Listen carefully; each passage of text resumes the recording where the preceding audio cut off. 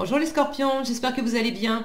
On va découvrir ensemble vos énergies pour le mois de septembre. Gardez bien à l'esprit comme d'habitude que ce sont des énergies générales, c'est comme une sorte de météo et vous seul décidez de ce que vous en faites. Donc prenez uniquement ce qui résonne pour vous dans ce tirage et le reste vous laissez. Je vous invite également à consulter les vidéos de votre ascendant et des autres signes de votre thème astral pour compléter ces informations. Les jeux que j'utilise dans ce tirage sont le Merrill Tarot, le Tarot du Bon Karma et le Petit Oracle de l'Intuition. Vous retrouvez sous chaque vidéo en description tous les tarots et oracles qui sont régulièrement utilisés sur cette chaîne, ainsi que le lien pour les guidances personnalisées. Alors, on est parti. C'est l'étoile qui vous accompagne pendant ce mois de septembre. Une jolie énergie de repos, de ressourcement, de guérison, d'être pleinement soi-même. Et avant tout, une énergie de spiritualité qui parle de rêves exaucés, de vœux exaucés. C'est une carte qui vous dit t'es guidé, t'es protégé. Donc c'est quand même une très chouette énergie pour vous accompagner pendant ce mois de septembre. Alors, vous avez le 2 de bâton, le 7 de bâton, la lune et la force. Le 6 d'épée et la reine de coupe, le 7 de coupe, le roi de bâton, as de denier et chariot, roi de denier et reine de bâton. Oui, j'ai une reine de bâton et un roi de bâton. Et la mort, vous êtes là les scorpions, et le 8 de bâton pour finir. Ok, alors on va remonter un petit peu tout ça. On voit tout, on voit tout. Bon, alors qu'est-ce qu'on a?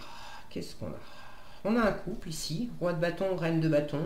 Alors, tous les scorpions ne seront pas concernés par une histoire de couple. Ça peut être aussi votre énergie masculine, votre énergie féminine.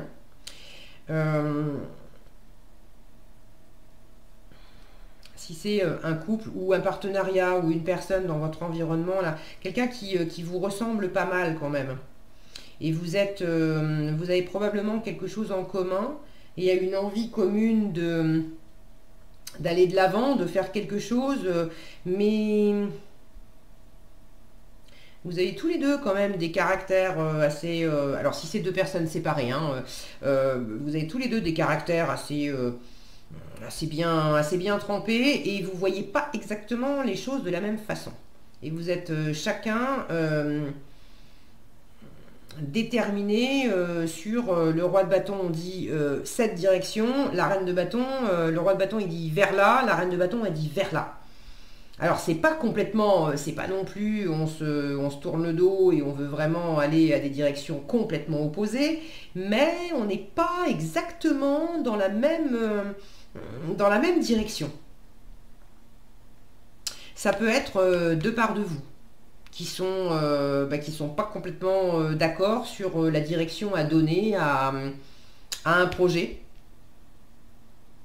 à peut-être tout simplement un voyage aussi. Elle a une boussole, je vous la montre, elle a une boussole au cou, cette reine de bâton. Et le chariot qui parle de déplacement, déménagement, mutation, voyage, petit voyage, grand voyage. Bon, mais il y a une notion de déplacement, d'amorcer un déplacement nouveau. J'ai aussi une notion de déplacement ici. Là, j'ai quand même la photo d'un... Ah non, vous voyez, c'est marrant, je pensais... Alors, je pensais passeport, mais c'est pas... c'est une carte d'identité. Mais j'ai un ticket là pour prendre l'avion. Donc il y a quelque chose là, ici j'ai du mouvement avec le 8 de bâton. Pour certains, il y a une notion de voyage. Voyage, déplacement. Et il y a quelque chose qui n'est pas complètement en raccord au niveau de la direction. Est-ce que c'est entre vous et vous? Est-ce que c'est avec quelqu'un? Bon, je sais pas. Alors, vous démarrez le tirage avec le 2 de bâton et le 7 de bâton. Quand je vous dis qu'il y a quelque chose qui n'est pas complètement raccord avec le 2 de bâton, on se projette, on a envie justement de faire symboliquement ou réellement un voyage, on a envie de sortir de la zone du périmètre connu, d'aller ailleurs à la rencontre de nouveaux pays, nouvelles expériences, nouvelles aventures, nouvelles personnes. Bon, c'est pas que du voyage, mais bon, là il y a quelque chose quand même, il y a beaucoup de choses qui parlent de voyage ici. Et puis à côté, j'ai le 7 de bâton qui est quand même sur la défensive. Alors, est-ce que vous êtes au début du mois en train de défendre une volonté de déménager, une volonté de bouger, une volonté de partir en voyage ou simplement une volonté de faire de nouvelles expériences? C'est un voyage symbolique, un voyage intérieur. J'ai envie de changer de direction par rapport à ma vie professionnelle, par rapport à mes centres d'intérêt, par rapport à quelque chose voilà, qui m'est propre. Soit vous êtes en train de défendre cette volonté d'aller explorer autre chose, soit il y a une possibilité de bouger, d'explorer justement, et vous êtes dans cet entre-deux, j'y vais pas, ou si j'y vais, il y a telle direction ou telle direction et je suis pas d'accord, et il y a un entourage qui peut, voilà, il peut y avoir un truc où il y a la vision de l'extérieur, il y a la position de l'extérieur et puis votre position à vous, et on n'est pas, une fois encore, on n'est pas raccord. Alors, bon, dans quel sens ça résonne pour vous? Est-ce que vous résistez à partir? Est-ce que vous résistez au changement? Est-ce que c'est quelqu'un de l'extérieur qui vous dit « Allez, on va partir en voyage, on va déménager, on va faire ceci, on va faire cela » et vous, vous êtes dans la résistance? Est-ce que c'est vous qui initiez ça, qui posez ça sur la table et c'est quelqu'un face à vous qui est dans la résistance? Est-ce que c'est juste entre vous et vous? Il y a une part de vous qui a envie de voyager, de bouger ou d'opérer du changement et une autre part de vous qui dit non mais ça va pas la tête. Donc bon, vous voyez,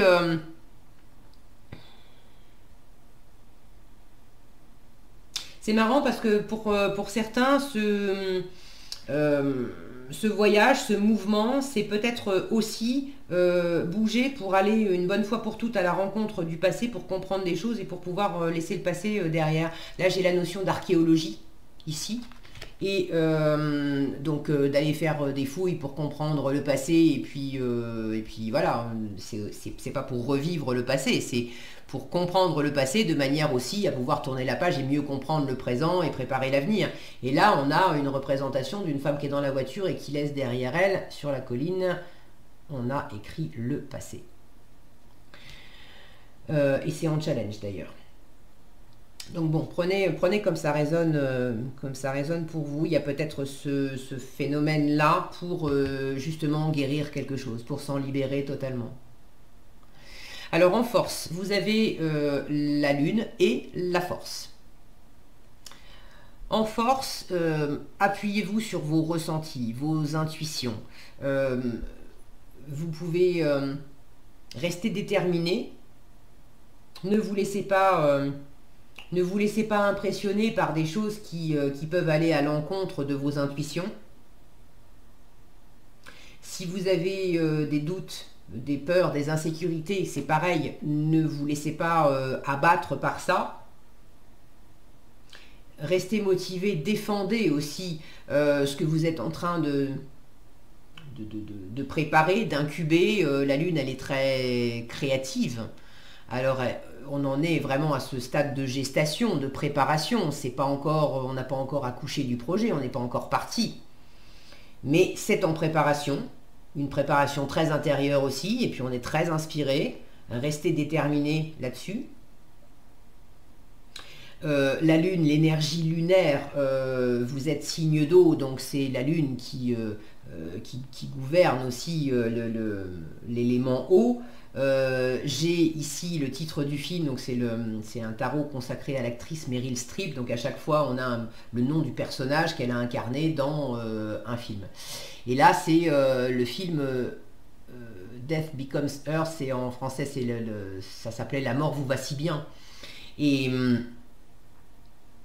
ça me fait clin d'œil parce que la mort c'est votre carte. On la trouve ici d'ailleurs. La mort, c'est votre carte, c'est votre énergie. C'est le fait d'aller aussi, de savoir descendre dans vos profondeurs. Et la lune parle aussi du monde sombre, du monde des ombres, où on ne sait pas si on se fait des illusions ou pas. Et vous, les scorpions, vous avez cette propension à aller au bout de l'ombre, au bout au fond du fond pour mourir pour renaître. Aller au fond de l'ombre pour pouvoir l'éclairer complètement. Donc il y a ce mécanisme-là qui vous sert, en fait, pendant ce mois de septembre. En challenge, 6 d'épée et reine de coupe. Alors, partir, voyager, laisser le passé derrière vous, c'est pas facile. Est-ce que c'est pas facile parce que ça vous challenge niveau cœur, en fait, quitter quelqu'un que vous aimez? Alors c'est pas forcément quitter, mais ça peut être déménager, et puis en déménageant, votre meilleur ami qui habitait juste à côté de chez vous, là vous allez être à 50 km, ou à 100 km, ou encore plus loin. Évidemment, ça va être moins facile de se voir. Est-ce que c'est de la difficulté à laisser une part d'émotionnel derrière vous? La reine de coupe, elle est toute en émotion, en compassion, en amour. Quand elle est bien aspectée, elle a de l'amour à revendre, généreuse, bienveillante. Exprimer ses émotions, ça lui fait pas peur. Elle a plein d'amour à donner, elle aime en recevoir. Quand elle est moins bien aspectée, elle est dans le repli, en fait. Elle ne sait pas trop quoi faire avec ses émotions, elle les garde pour elle. Quand ça sort, soit pas assez, soit trop. Bon, c'est pas bien géré. Alors est-ce qu'il y a quelque chose là dans l'émotionnel qui est un peu, vous avez du mal à laisser derrière vous un émotionnel pas très bien géré, à laisser derrière vous quelqu'un que vous aimez, à vous laisser aller, à écouter votre cœur, votre intuition, votre sensibilité.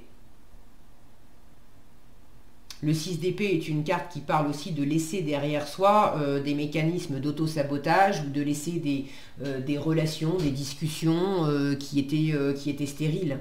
Des modes relationnels qui étaient stériles, où on était plus dans des batailles d'ego, dans une volonté absolument d'avoir le dernier mot, d'avoir raison, au détriment d'être heureux. Donc là, il y a peut-être aussi un mécanisme de fonctionnement à laisser derrière vous et qui est pas facile à lâcher complètement.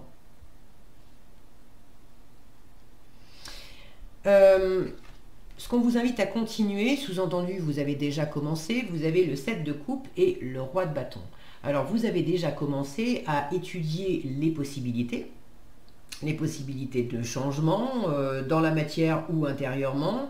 Vous avez déjà commencé à observer aussi dans une situation, est-ce que je peux m'y fier ou pas? Est-ce que je me fais des illusions ou pas?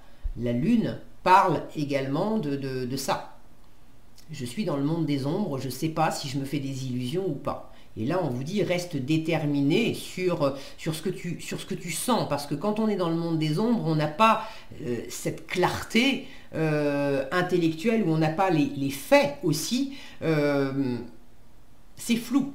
On est dans une forme de confusion, donc on n'a pas les faits qui peuvent nous faire dire c'est ok ou c'est pas ok, c'est à droite ou c'est à gauche.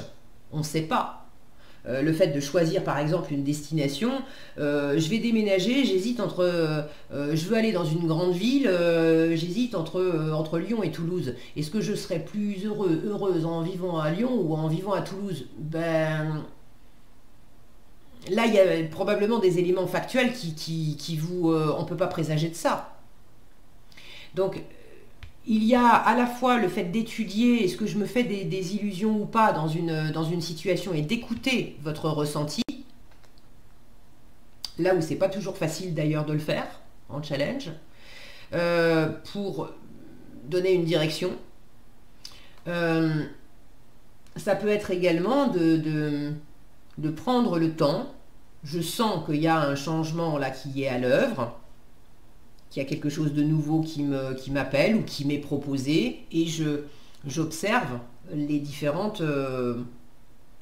possibilités.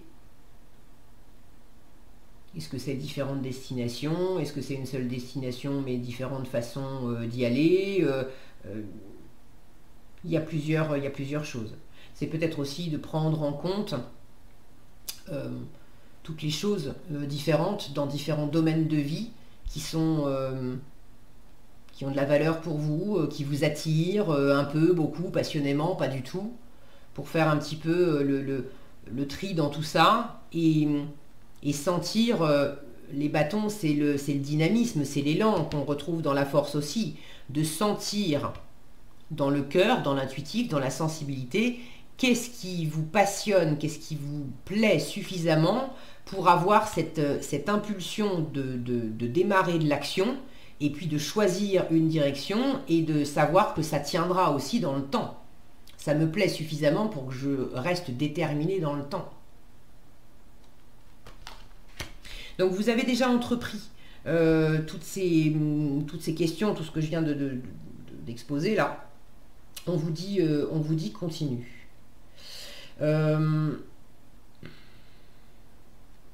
Ce roi de bâton, est-ce que c'est vous? Est-ce que c'est quelqu'un dans votre environnement qui est force de proposition, quoi. Le roi de bâton, c'est un leader, c'est pas un suiveur. Est-ce qu'il y a quelqu'un dans votre environnement qui vous dit, mais tu vas voir, ça va être chouette, allez, viens bosser dans cet endroit, il y a cet endroit qui est bien pour vivre, etc. Moi j'y vais, accompagne-moi.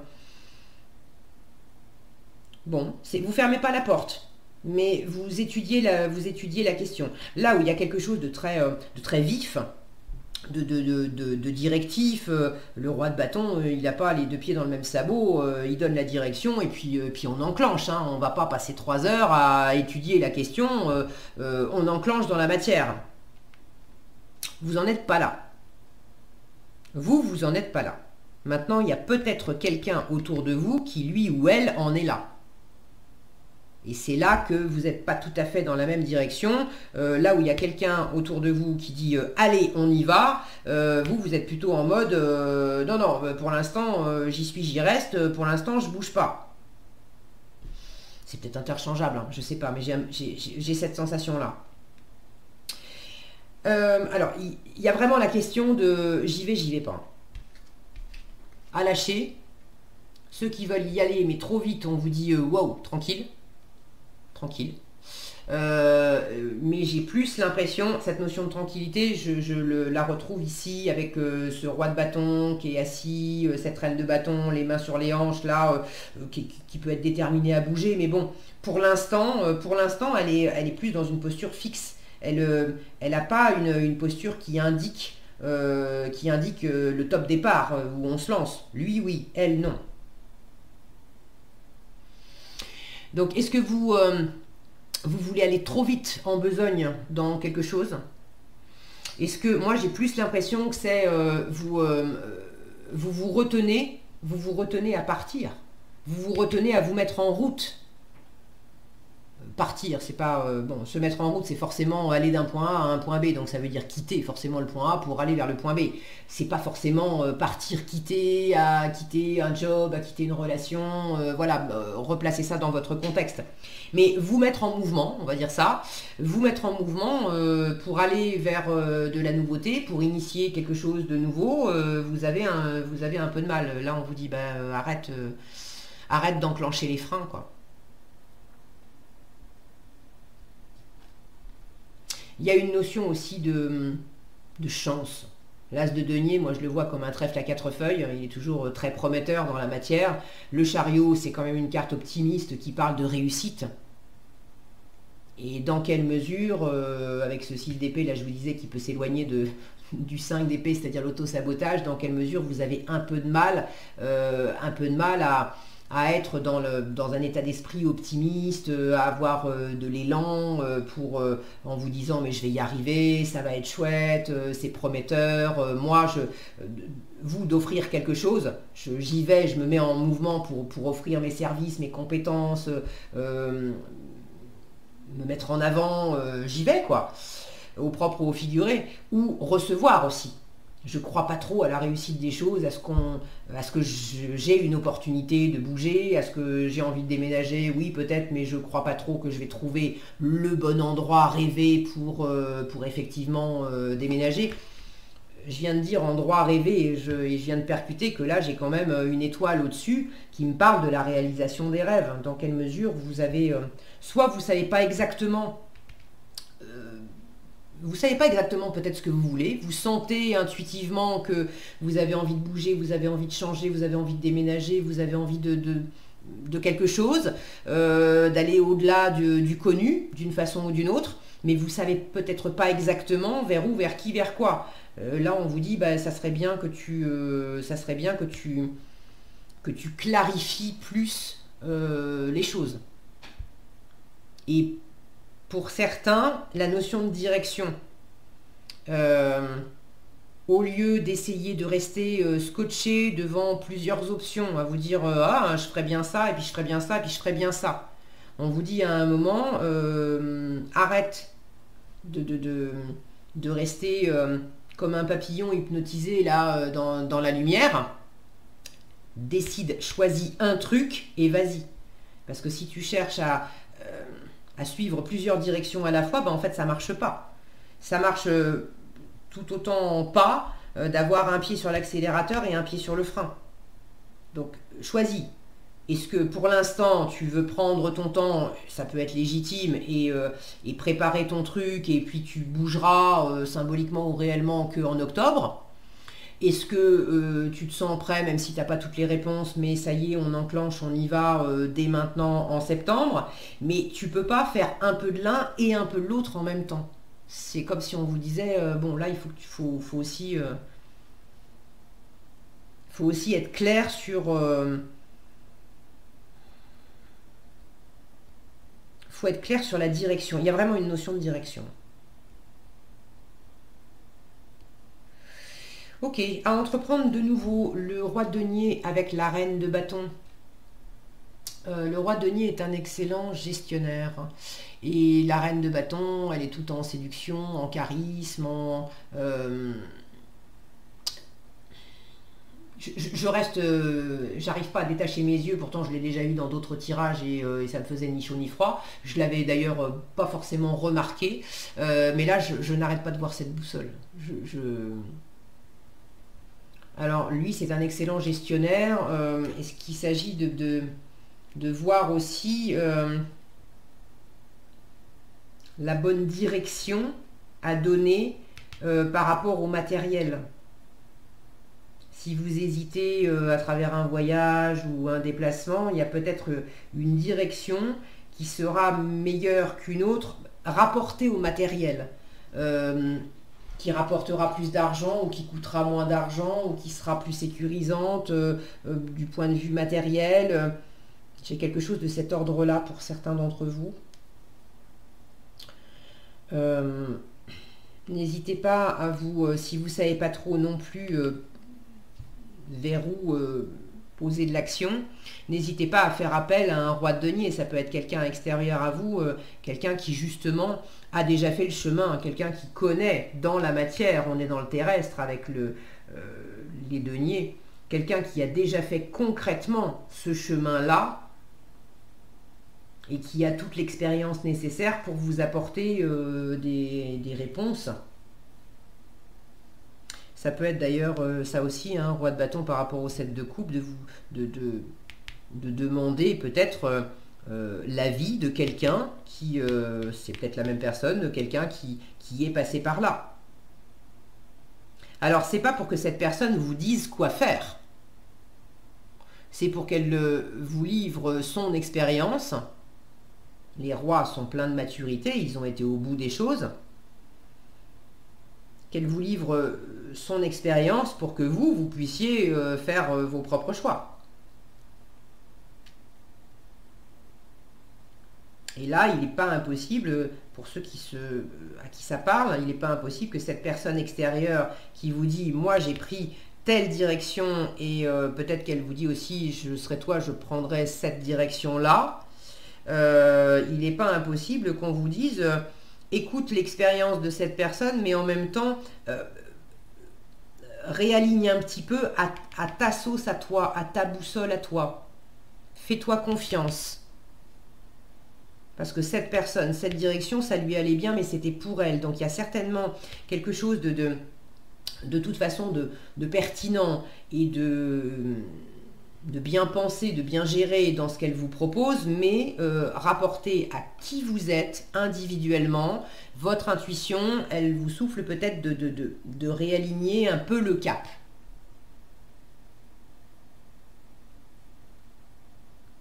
Si vous sentez également que les choses sont pour l'instant un peu bloquées, ben écoutez, prenez le temps en fait de gérer les choses,